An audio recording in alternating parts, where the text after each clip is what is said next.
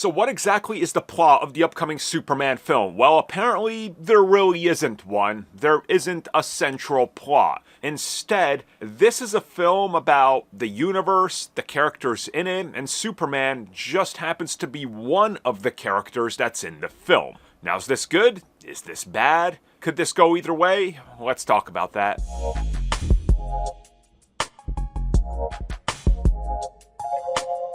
So do you guys remember back when they started to reveal details about Superman? And then we started to find out how the cast would be exponentially growing and rapidly. At first it was like, okay, we got Superman, and we got Lois, and then we got X, Y, and Z. And then it's like, well, we cast Hawkgirl, okay? We cast Green Lantern, okay? We cast Metamorpho. Oh, hold up. We cast the Engineer. Wait, what? We cast Mr. Terrific. Hold up, man. Hold up. Wait, is this a Superman film? And they're like, well, yeah, but the world around Superman is just, it's continuing to grow. It's expanding. We're doing something different. And then very quickly after that, we started to hear, again, they were unfound reports, and I echoed the same exact sentiment. I said, this is sounding more and more like Batman v Superman all over again for all the wrong reasons. And if you guys don't remember, and some of you probably don't, back before Batman v Superman was set to come out, we heard mixed to bad reviews of early test screenings. And a lot of people just said, nope, not true. You know, WB internal review, masterpiece. 10 out of 10 film, 100 out of 100. Rotten Tomatoes sets records. You know, that was the predictions. The end result was the exact opposite, in every single sense of the word. So, looking at the same feedback we got from Batman v Superman and cross-referencing it with the Superman, there is a couple things that pop up that are definitely a little problematic. Such as way too many characters, overstuffed film, it loses focus of the main character. So, brand new reports on what's going on with the film have hit the net. So I'm going to go over these in a one-by-one fashion to talk about why there's a worry and why there's apparently no central plot, and this is just a universe-building film.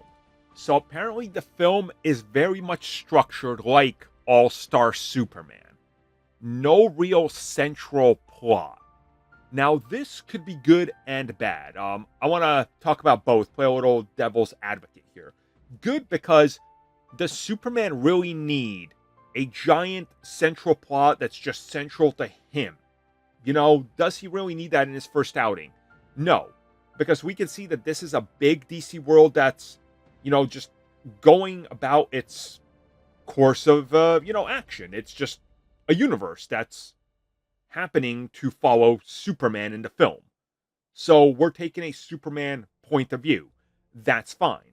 The central plot is the worrying part, though, that there's no real one plot that overtakes anything and everything, that it's kind of thin and just sort of there.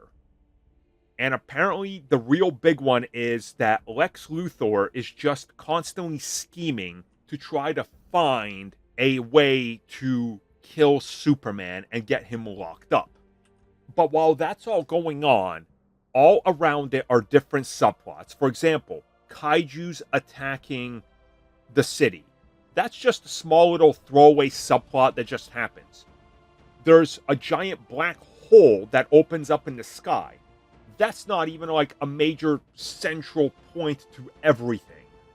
There's multiple nations at war, and how the DC universe is caught up in the middle of it is just sort of glazed over, and they just move past it. And then there's also the Ultraman plot, which apparently is dealing with a clone.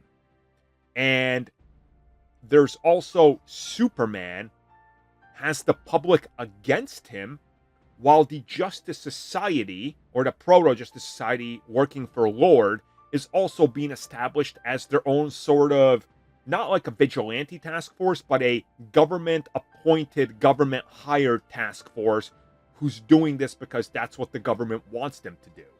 So with all that in mind, you start to go, okay, maybe this is a whole, lot to throw into the film at once. But then also circles back around the report we had from Daniel RPK that Brainiac is in this film as well. And some people are saying that there is either a direct tease or Brainiac does show up. Which, again, if the third act and if that giant maybe eyeball thing, if that's like Brainiac's ship or something, this film needs to be like 4 hours long to get all this out of the way. There's a lot to go by. And other reports we heard from screenings are things like there's a heavy emphasis on Lois Lane and how she's independent, and Rachel Brosnahan completely nails that. There's a whole Jimmy Olsen subplot, and Superman's plot is sort of loose and bouncing around. They did apparently add flashbacks to what's going on and what happened on Krypton, which was apparently originally not a thing because they wanted to skip over it. And going to the fortress, we're going to see Jor-El, who's, again, played by all accounts by Bradley Cooper, and that they are going to directly reference Peacemaker. And, of course, then you have Amanda Waller, and you, of course, got Rick Flag Sr. from Creature... this is a lot, man. This is a lot. Just rattling off all of it, there is a lot here. So, I will say I'm a little worried. Like, James Gunn's not bulletproof. Don't get me wrong, People think we here love everything James Gunn. It's unanimous. All 4 members of the CBC, we do not like Guardians 2. I know that's not a popular opinion. That's why it's an opinion. But none of us like it. We just think it's meh.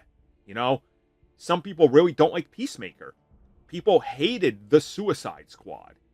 So James Gunn's not bulletproof, and this might be a huge undertaking for him.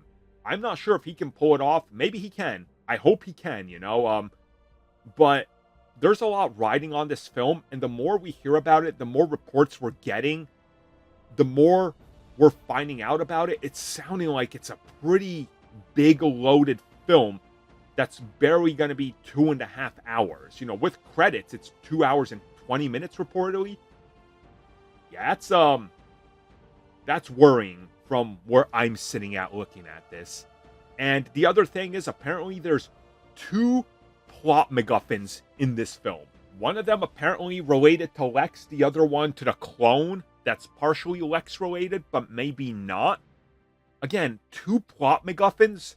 Look, 1 plot MacGuffin is already complex enough. 2? Man, I'm starting to get worried about this film, guys.